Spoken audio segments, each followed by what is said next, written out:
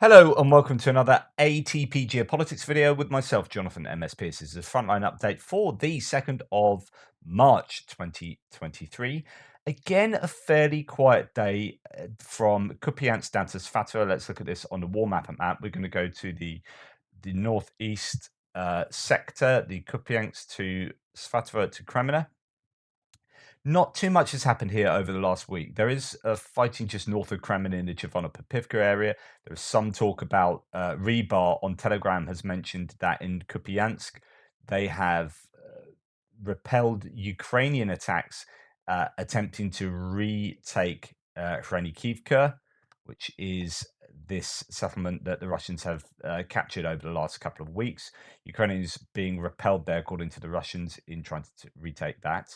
And then as we come down to Novoselivska, there is some talk around there in the Kuzmivka Novoselivska sector, where let's go to the ISW says claimed the Russian MOD has claimed that Russian forces have repelled 3 Ukrainian sabotage and reconnaissance groups near Novoselivska.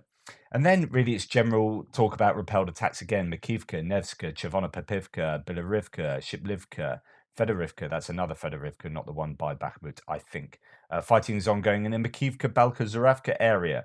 Kremlin-affiliated Mill blogger has claimed, so this is a Russian point of view, has claimed that Ukrainian forces have repelled all the Russian assaults on Yampolivka, Terny, Nevska, and Makivka.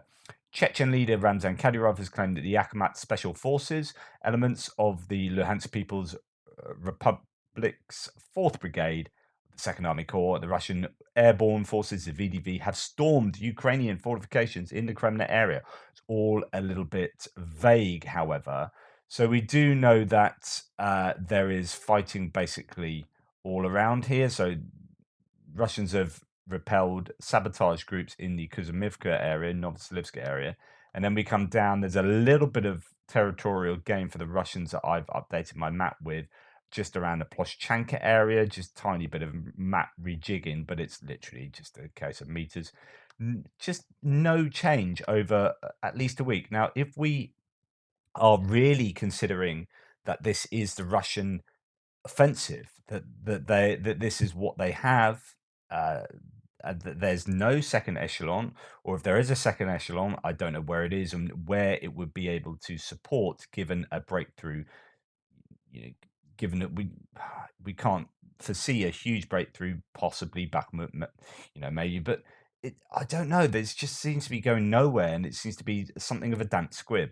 Uh, I don't know what other people's opinions on this are, whether there is some kind of hidden magic Russian second echelon that can be brought to bear around these sectors. We do hear about troop accumulations in Mariupol, in around the Zaporizhia Oblast, that could be defensive, because there is a lot of talk about Ukrainian counteroffensive taking place down towards Azov, the Azov Sea. This is why the one theory goes why the Ukrainians are hitting Mariupol on consecutive nights with long-range rockets.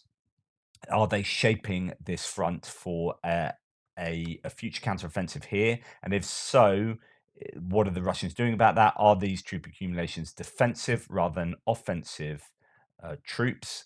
But yeah, so I can't see that an awful lot is happening around the northeastern sector. There is fierce fighting in the forest to the south of Kreminna, this Serebryansky forest, around the river, Seversky Donetsk River. So there's quite a lot of meandering river to fight amongst here, and there has been some gain just in this almost oxbow lake, or probably is an oxbow lake, going on there, or quite a meander of the river. So there's been a pocket of territorial gain for the Russians there, but other than that, really not much to report. Defmon talks about the Ukrainians' repulsed attacks in the area of Makivka, Nevska, Chervona-Popivka, Shiplivka, Bilorivka, and Fedorivka. As I mentioned, incremental gains of the Russian forces north of the Seversky Donetsk River.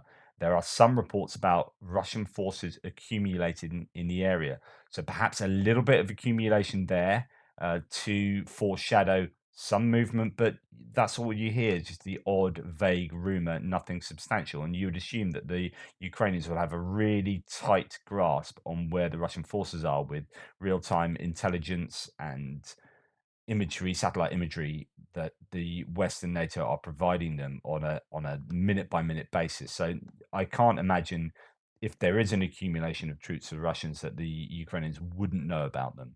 Okay, let's move on to Bakhmut.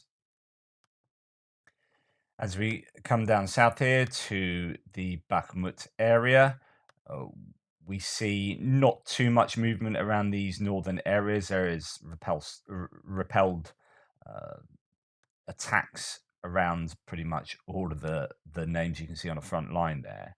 Uh, the main considerations are this closing pincer north and south surrounding Bakhmut. So as you come into Bakhmut, you have this Russian move towards Kromova here, and the main supply route of the 0506 road coming in. The one to the south, the T0504 road, has been at times interdicted. I'm not sure of its situation at the moment, other than a bridge has been blown further back here.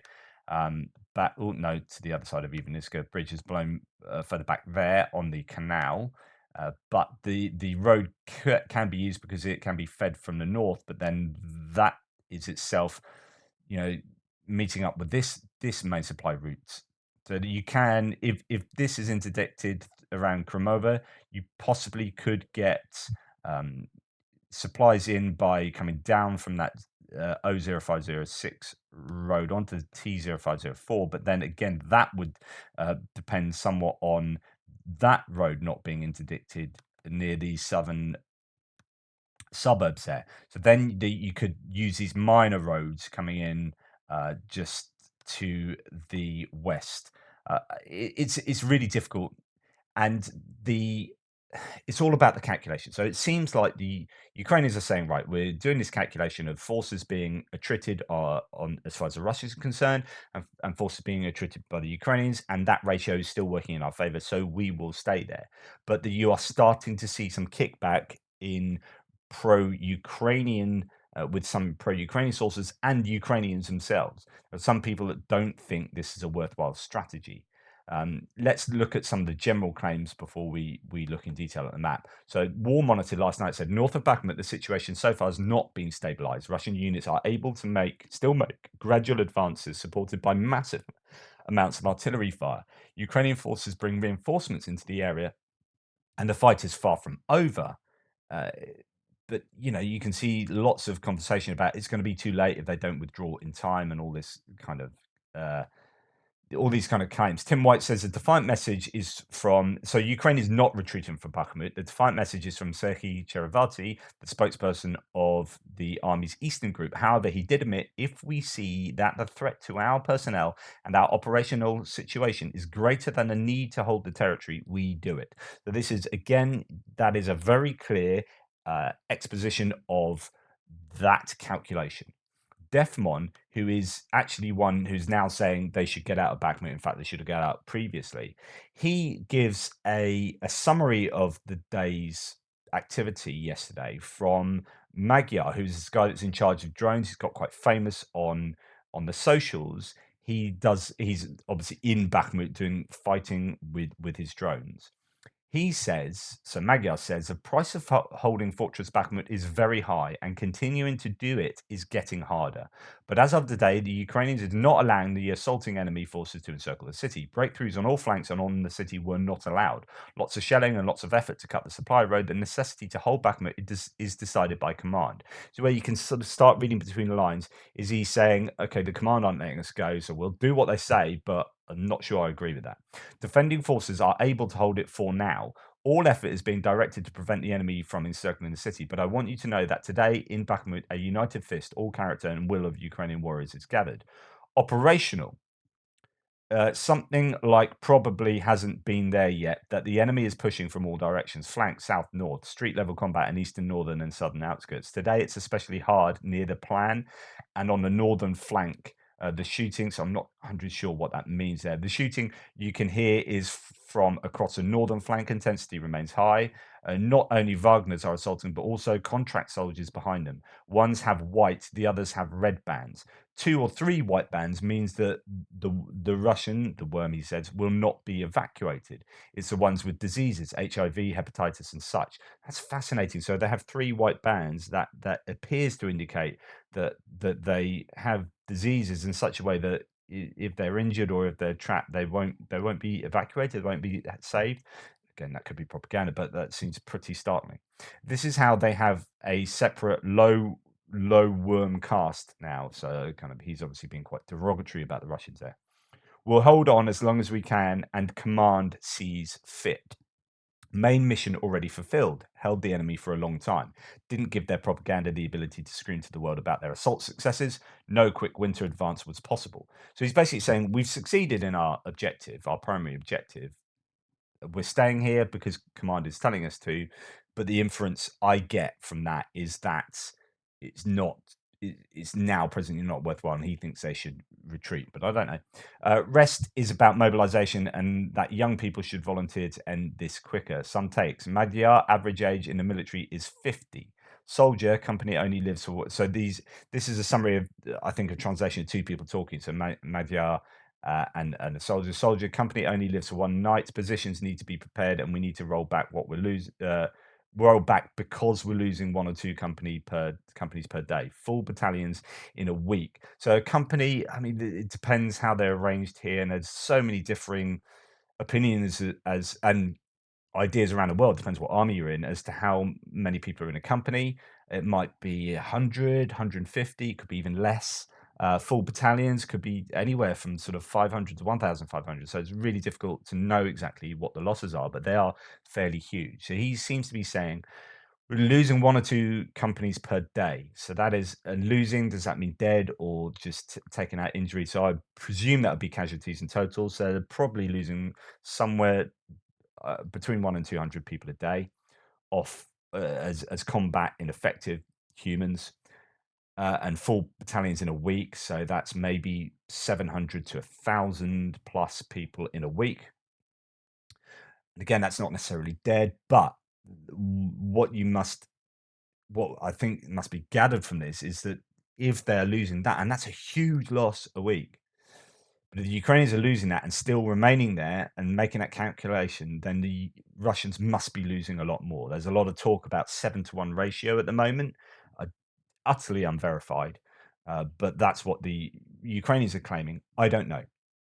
But if that's the case, then even as painful as that must be for those Ukrainians, again, that calculation seems to fall in favor of them staying there. So this guy then goes on to say front needs to straighten and we need to roll back. Ammo is needed. So lots of problems, running out of ammo, all sorts of issues there. So that's coming from Defmon, who says elsewhere. Let's just have a little look. So he says, yeah. I would like to add that I think it's been time for the Ukrainians to withdraw from Bakhmut for some time now. At the moment, they are wasting personnel in an unfavorable position. I think General Syrsky, who's in charge of that area, is doing what the Soviets always did, throw more bodies at the problem. There are rumors that Syrsky is ordering a counterattack south of Bakhmut. I hope this is psyops and that they are in fact retreating instead. The counterattack is supposed to be conducted by additionally committed resources, possibly intended for offensive operation. If this is the case, they are wasting future offensive potential on a lost cause. I hope I'm wrong about Sritsky, but he has made some strange calls. I know a lot of people think Ukrainian troops have superior training and equipment and an advantage over the Russian mobilized army. This article tells a different story. I'm going to discuss that later. That it is not always the case. So that's a really big generalization. And there will be, and there's been this problem with Ukrainian troops who have been sent to the front line, mobilized and sent to the front line really, really soon before they're optimally trained. Trained in the same way that Russians have been. And I've been one to criticize the Russians for that. Well, that has happened. I don't know how widespread that is, and we'll look at that later. But there are these issues. It's quite easy to say all Ukrainian troops are better armed and better trained and better equipped. That's not necessarily the case. It might be that in general they are, but there will be certain of those troops who aren't, and that could well be a problem. So there is a bit of a kickback to what is going on. So let's have a look then a little bit at the map. Not too much. Actually, it has slowed down the last 24 hours. Does seem to have shown only a little bit of advance for the Russians. So in a very northern area here, and a very southern area, very close to this main supply route, which is particularly worrying. And then in the north, very close to the Kromove main supply route as well. So here we have the pincer potentially closing in, but slowing down. The question is, will in the next 24 hours, 48 hours, will they be able to interdict this supply road? And remember that those supply roads will be under serious mortar fire. It is not far from here to that road. That road will be peppered with mortar fire for sure, let alone, ATGM and other bits of equipment. This one might be a little bit more difficult due to the fact that it's around quite a bit of urban environment, but they will still be peppering that, no doubt, from all along its length here along that front line. But the good news is, I guess, that the Russians have been stalled somewhat. Let's go and have a look at ISW and Rebar. The ISW indeed doing a lot of discussion around those points. While some Russian sources claim that the situation in Bakhmut is worsening for Ukrainian troops, Wagner Group financier Yevgeny Prigozhin claimed that Ukraine is transferring large numbers of reserves to the area. The question is, are those reserves troops that would be used for a counteroffensive? Are they degrading their offensive capabilities going forward? The Ukrainians. Ukrainian officials continue to emphasize that Ukrainian troops have the option to conduct a controlled withdrawal from Bakhmut if they see fit. It's been stated that Ukrainian forces can strategically pull back from positions in Bakhmut if needed, but that a withdrawal would not mean that Russian forces would be able to quickly take Bakhmut. Ukrainian President Zelensky said on the 20th that they will continue to hold Bakhmut, but not at any cost. ISW has previously assessed that Ukrainian defense of Bakhmut is strategically sound operation, and it will continue to force Russian troops to expend manpower and equipment on costly assaults. Ukrainian officials continue to signal their willingness to strategically delay Russian forces by defending Bakhmut, but appear to be assuring the Western partners in the US that they can maintain the possibility of a controlled withdrawal if it is deemed necessary. There has been, just to show you, if we come to the southern area around now north of Opitny, just here, sorry, I'm using my left hand, it's a bit rubbish. There's a bit of video footage, geolocated video footage. So you can see there's this main road going up into the south of Bakhmut there, and some of these side roads there. Let's go and have a look at a little bit of geolocated footage of a Ukrainian vehicle getting taken out. Here, I've turned off the volume because the sound and all that music. There's an infantry fighting vehicle that is taken out. Doesn't seem to be moving. I don't know whether it was abandoned, not sure, but anyway, it's been taken out. So there you have a Ukrainian vehicle in trouble there, and activity happening in those southern outskirts. And then I'm not quite sure where this is. Sort of cuts here and there, and that's the sort of geolocation, that yellow square. That's why that's there. Anyway, so there you go. There's a bit of activity going on to the south.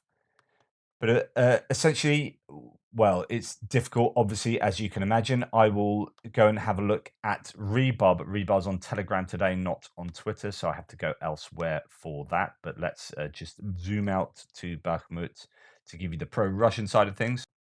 So what Rebar say on Telegram, when they say Artemivska, they are talking about Kromove. It's the Russian transliteration of that, or version of that. So Kromove there, that's Artemivska. So Rebar, pro-Russian source, says Wagner PMC units expanded their control zone in the direction of the village of Artemivska, gradually closing the ring of encirclement. The liberation of the village will cut off the last supply route of the Bakhmut grouping. Southwestern units of the Wagner conduct regular raids on the Ukrainian positions in Krasna and near the road to Konstantinivka, so that's around Ivanivska, The Ukrainian command does not count the losses and throws reserve forces into the fight.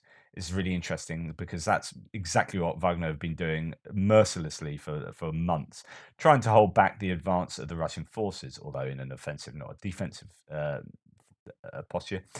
Ukrainian units continue shelling, and then it goes on. So actually, that's all we have. So it's not a huge amount of detail other than pressure around Kromove and pressure in the southwest to try and interdict this road going through Ivaniska.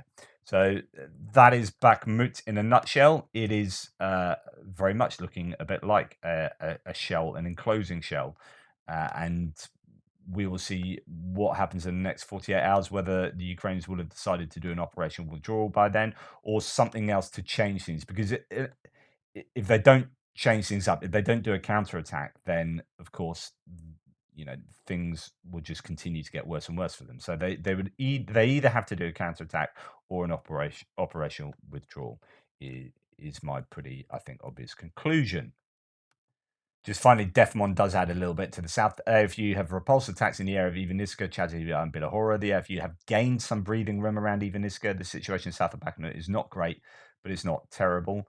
And he's now says that the gap is 5.5 kilometers wide. It was at 1.4.2 kilometers wide. So there is, as he says, a little bit more breathing room, but the long-term view is not great. The long-term prognosis is not a good one.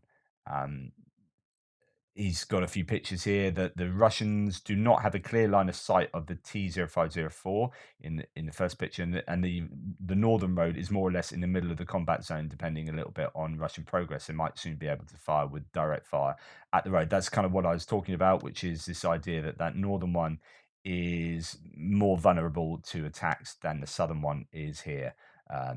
There is a bit of, as he says, a bit of breathing room between them. Anyway, we'll go on to Donetsk, and Defmon says here, down by Donetsk, the Ukrainians have repulsed attacks in the area of Kamyanka, Avdivka, Vodyany, Pervomaisky, Novelska, Marinka, and Pobyeda, so pretty much everywhere. The Russians are inching forward south of Marinka with very little success, but as with Bakhmut, inching can be a successful.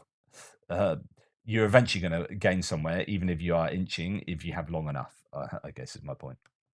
So as we come down south here, past Kodimivka, Ozarianivka, past Shumi and New York, towards Kamyanka in the north, Avdivka itself, there was a repelled attack, certainly around Opitny. War Monitor says Ukrainian artillery stopped another assault towards Avdivka and hit and destroyed several armored vehicles of the Russian forces that were trying to advance north. So remember today, if you saw my news update, there are 20 APCs that were taken out by the Russians, as according to the Ukrainian forces, and that's a fairly significant number, and it appears that some of them were around here. I have seen some video footage. I'll see if I can dig it out. I couldn't find exactly what I was looking for, but there's quite a few interesting bits of video on Avdivka. There's quite a lot of aerial activity, as according to Russian sources, from Russian Air Force sorties in the area, hitting areas. As people, one Russian claiming how difficult it is to take Avdivka and the industrial areas of Avdivka particularly. There's another unit saying that they were fired on, the Russian unit saying they were fired on by their own lieutenant colonel, their commander, for refusing to go into fight because he'd already burned through 5 battalions in the area, and they recorded a message saying that they refused to fight. So all sorts of stuff going on here. There's a Ukrainian tank. I've seen video footage of a Ukrainian tank being blown up by precision munitions as well. So it goes both ways, of course. But yeah, difficult fighting all around this area. That goes for Opitny, Vodyany, Pervomaisky, and down to Novelsky as well, as is also confirmed by the ISW. And then really we go down to Marinka. Marinka just down here, where it does appear that the Russians are making some gains to the south. Russian mill bloggers additionally claim that fighting is ongoing within Marinka, and Russian troops have made unspecified gains on the southern and northern outskirts of Marinka, but not too much detail from, for example, Rebar and other sources there is still fighting going on in Vuhledar area. The Marines and Naval Infantry brigades are doing their thing there. Not too much further information from certain sources. Let's look at what ISW says. Russian forces did not conduct any confirmed ground attacks in Western Donetsk on March 1st. A Wagner Group affiliated source posted footage of the 155th Naval Infantry Brigade, so the Marines operating near Vuhledar, and claimed that elements are trying to gain a foothold near the mine area by Vuhledar to launch further offensives against the settlement.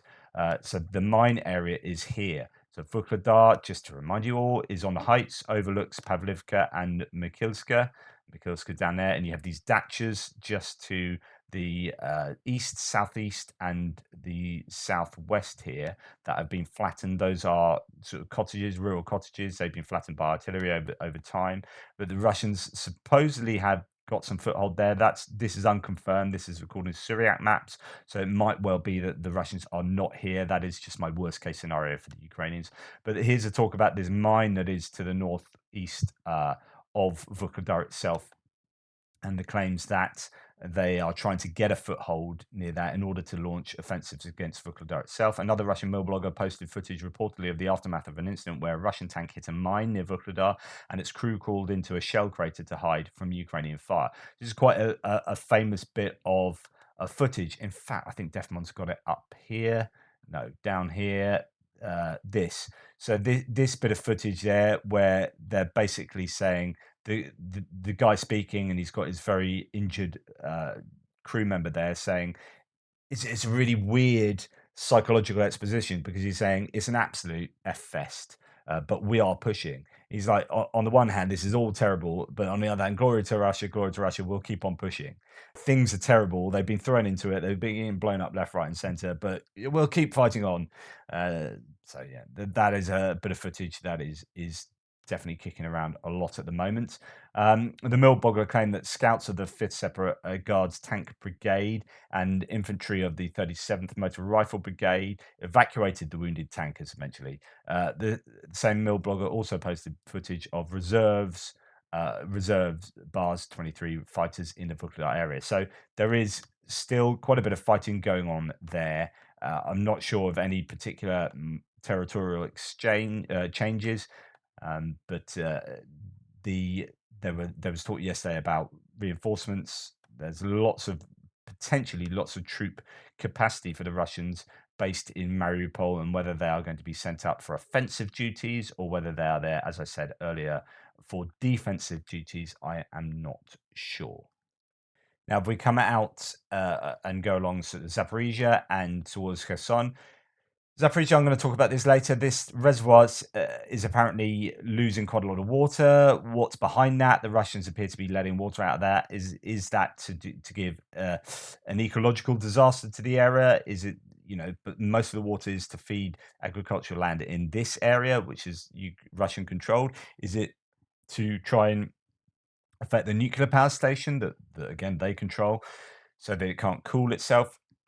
And what's going on there? Why are the Russians doing that? So that's a bit of a mystery. There are exchanges still going on across the Dnipro, obviously. The Huminiek, who is the spokesperson for the Southern Command, has said that the Russians are building a second line of defense here. Are they expecting there to be a counterattack across here? Are they just being cautious? There seems to be a lot of defensive work going on.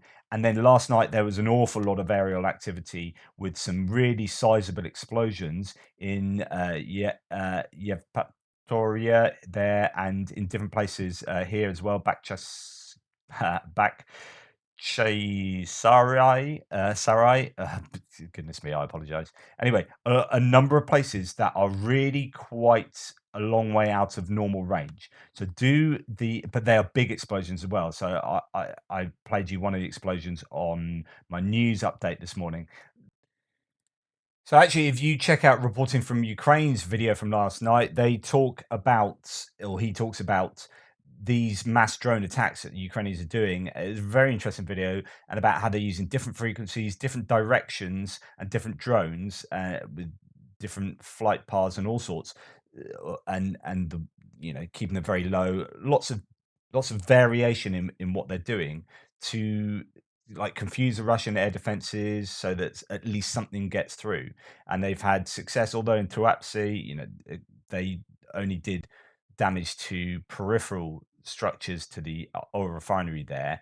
Uh, they still threatened it, and it's about testing out what can happen so that they can do a further attack going forward. And indeed, last night's attacks on Crimea appear to be another wave of drone attacks aimed at taking out, air bases, strategic positions of importance in Crimea. So there is a real uptick in Ukrainian drone activity that we've seen over the last week, and they are, I think, being quite clever with the way they're using their drones, rather than. Well, I suppose they've got that ability because, and I talked about this yesterday, they've got this range of drones. Rebar was talking about this. The Ukrainians have this range of drones, which means that they can maybe exploit weaknesses in the Russian air defense system in a way that Russia can't seem to do to Ukraine because they only have one type of drone, which is a Shahed, and they send them over in waves. Same kind of theory, but when you've only got one, it's much easier for the Ukrainians to be able to develop ways to defend against that. So I don't know if that's an important differential between the two. Anyway, go and watch that. It's a useful one there from reporting from Ukraine. Interesting that Crimea is being hit quite considerably at the moment, and Mariupol as well. I would suggest that Mariupol might be these Vilka M's that are the longer range, indigenously manufactured Gimler's missiles, so the guided multiple launch rocket system missiles that Ukraine seem to have their hands on now. Really good news for them if that is the case. Anyway, thank you. That's the frontline update for today, the 2nd of March. Thanks for your support. Please like, subscribe, and share, and I will speak to you later.